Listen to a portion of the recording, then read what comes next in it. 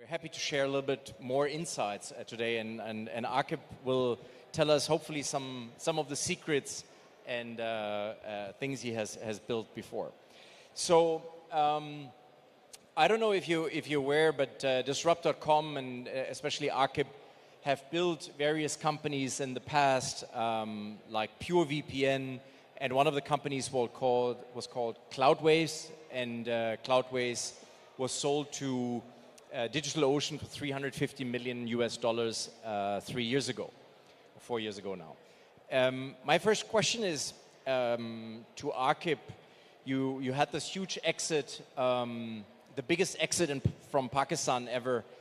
Like, instead of sitting on the beach now, you decided to put all your energy and your time into Disrupt.com. So tell me a bit more, like, why Disrupt.com? Why do you think this is what you need to do, and why do you spend all your time on doing this? It's a very important question, and very dear and near to our heart as well. You know, I think we are at the turning point in the history of mankind. If you look at all the big companies in the world, like, they are born on the piggybacking different revolution, right? It's industrial revolution, information revolution, internet revolution, cloud revolution, mobile revolution, social revolution. This is the revolution of revolution that we are living in, and it presents north of $15 to $20 trillion worth of value creation opportunity. Something that the world has never seen before. So the world actually is pretty lopsided. And there are a lot of unsolved problems that exist today that we can solve. And there are several new opportunities that you can solve, the macro global problems that you can solve.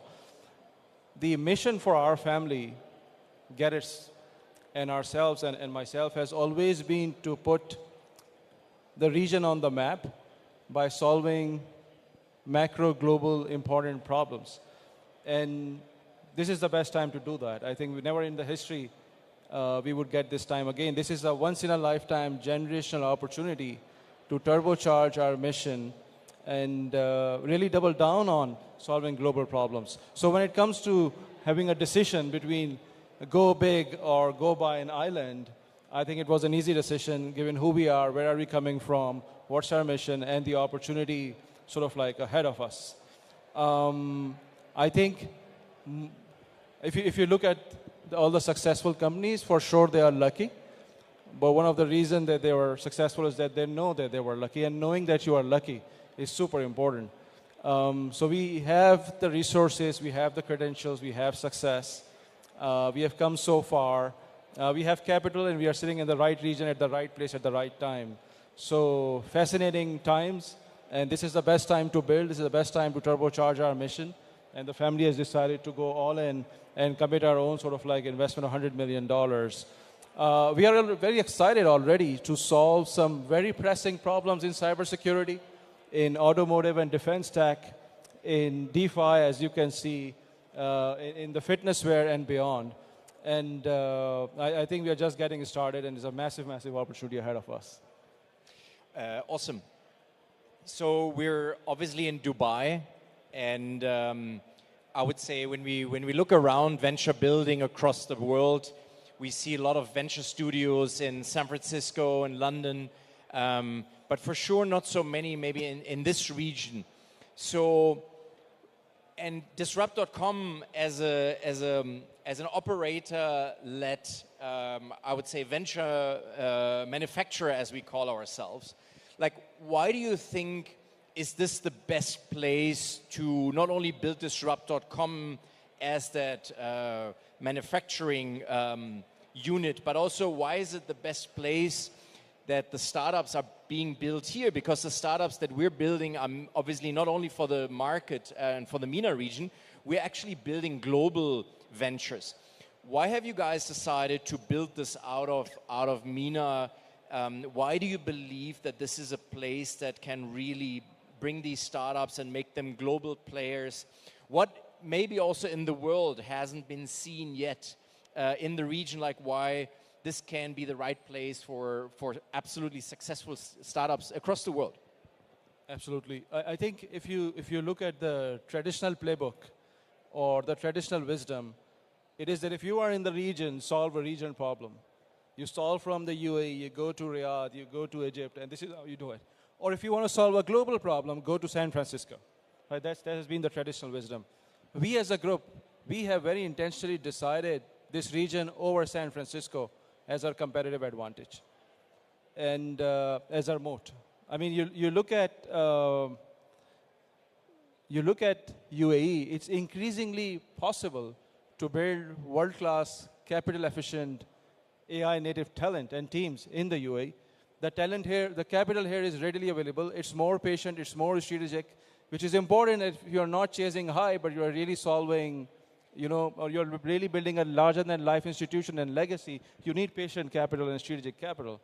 I think the leadership here is awesome. They're very forward-looking. The regulatory environment is great. The time zone works. And most importantly, something which is very important for us is the culture. I think the culture here is hunger, ambition, without losing humility, which is very dear and near to us.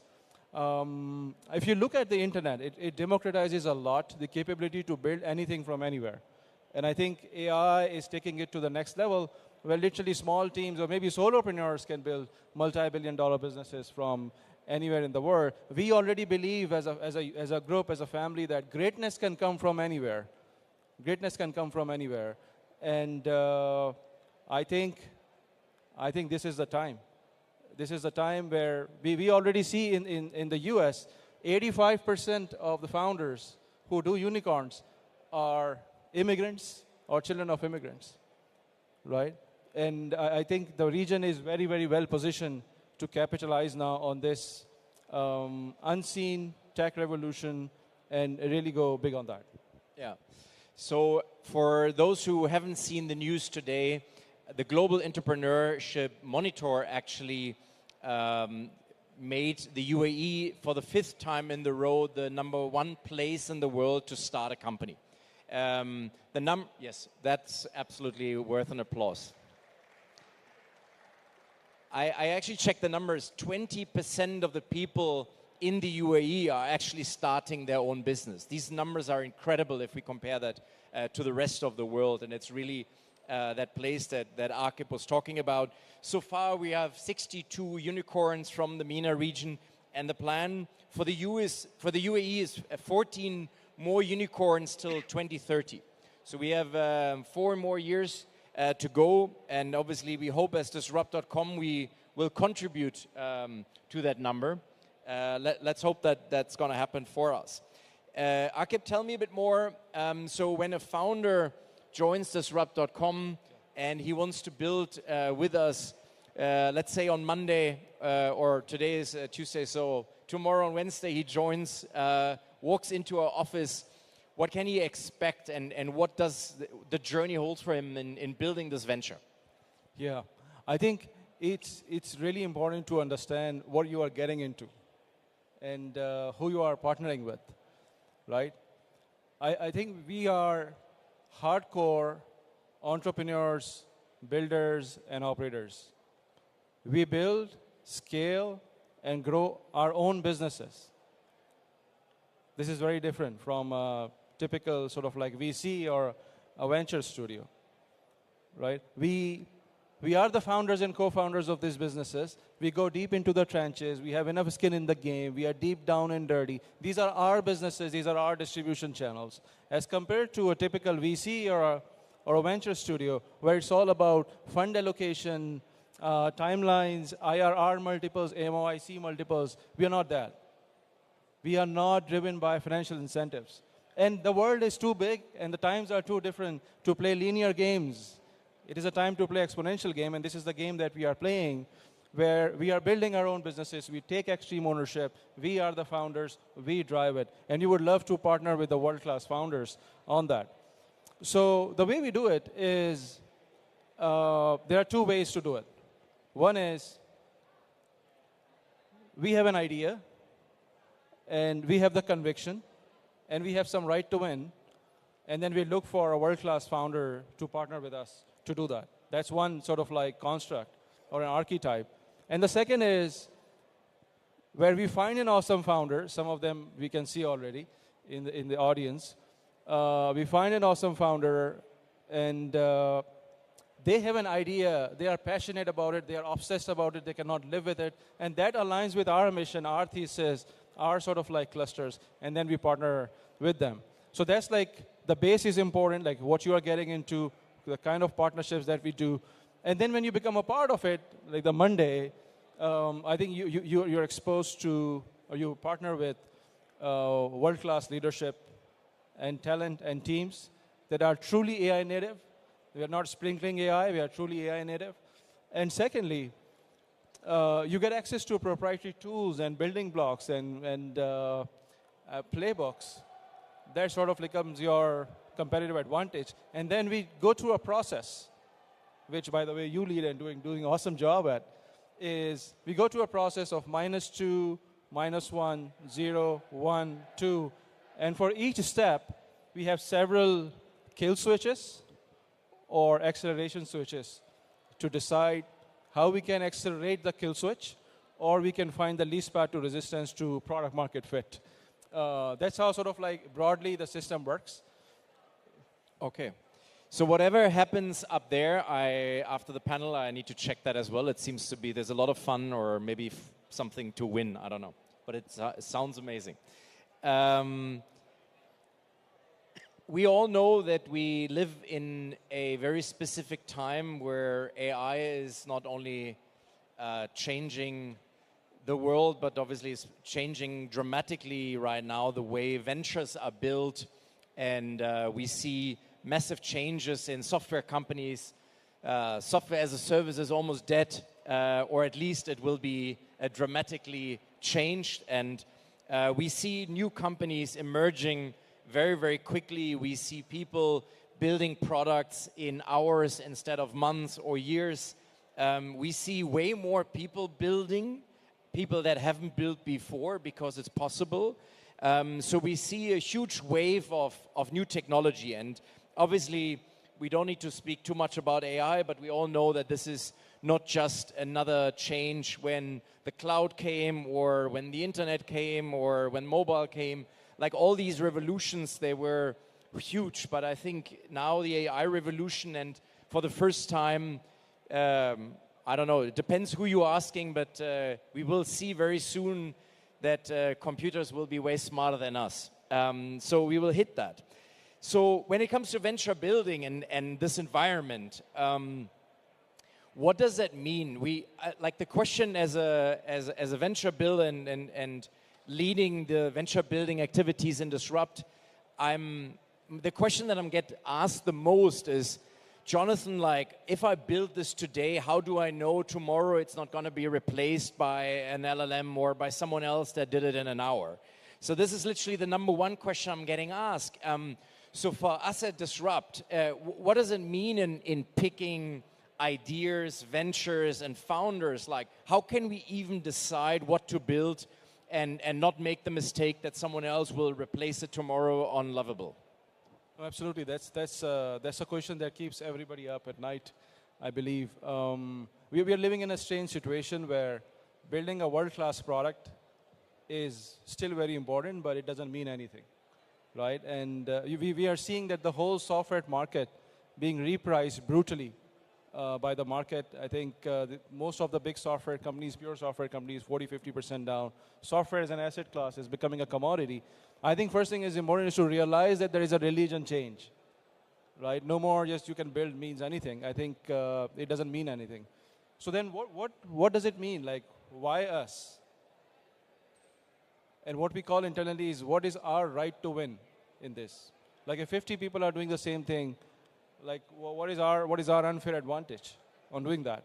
And the way we look at Disrupt is that Disrupt itself is an unfair advantage that we can plug with an opportunity, right, to really drive the momentum. What I mean with this is, for example, cybersecurity. We are building in cybersecurity for last 17 years. And we are solving for 5 million plus active customers globally. We are partnering with brands like Samsung, OpenText, Kaspersky to solve their deep problems. I mean, this gives us a lot of distribution access. This gives us a lot of data access, proprietary data, unique access, deep workflow expertise, and tasteful experiences that we are aware of. So likewise, you are seeing whole ZigChain ecosystem, ZigChain, Zignally, Zamanat, ZigLabs, and beyond. I think we have a lot of unfair regulatory access and network access. Likewise, the problems that we solve in automotive and defense, and and you saw Squat Wolf in the smartware.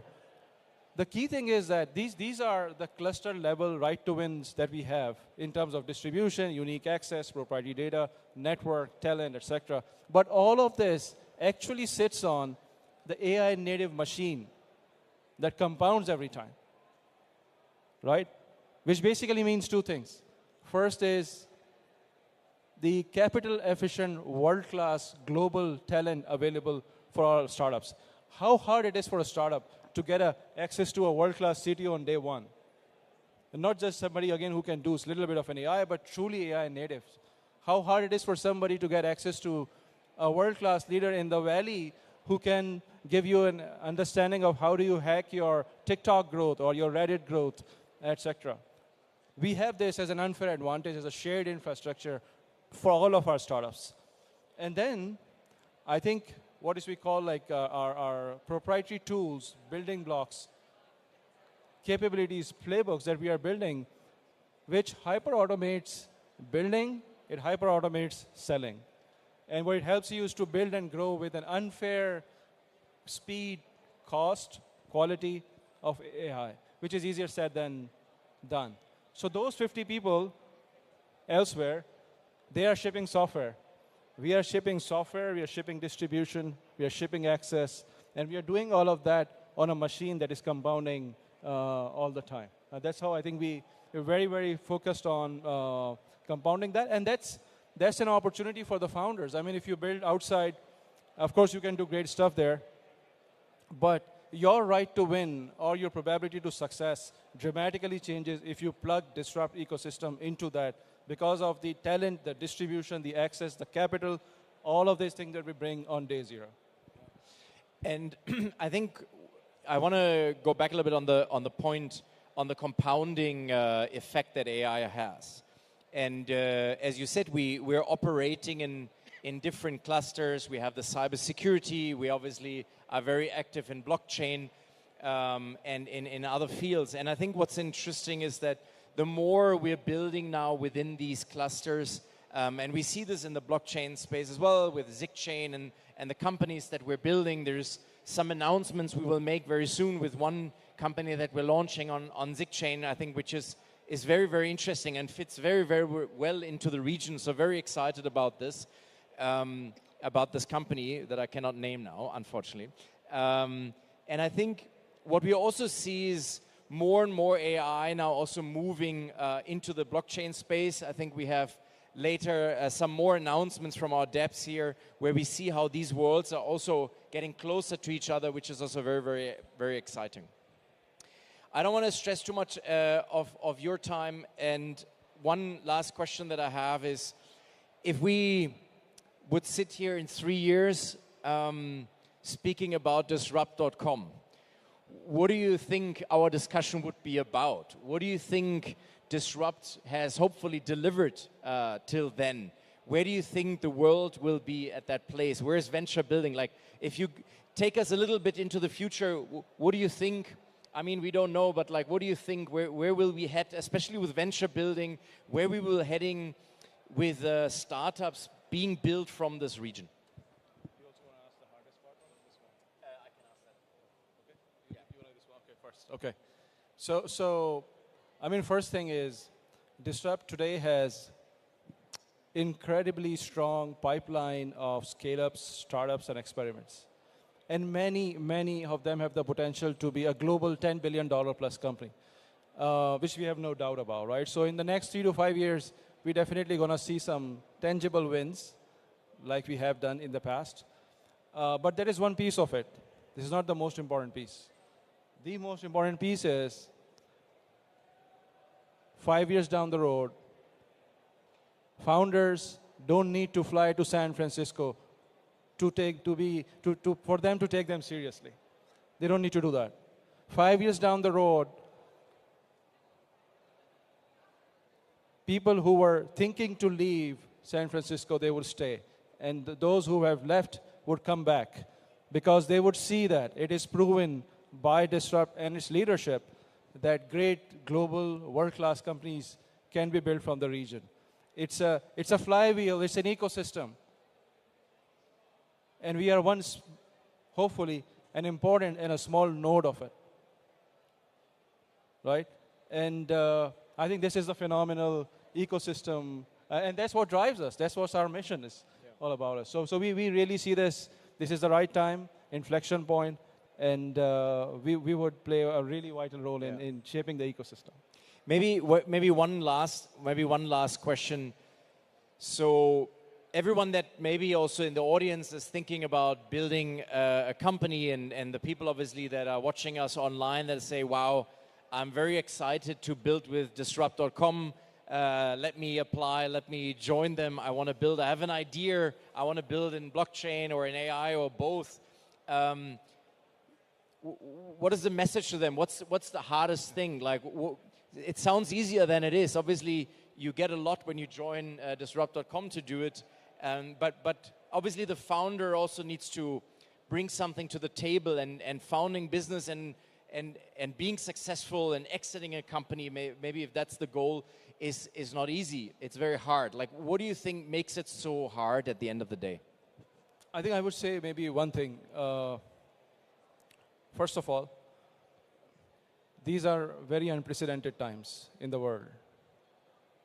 Everything is changing.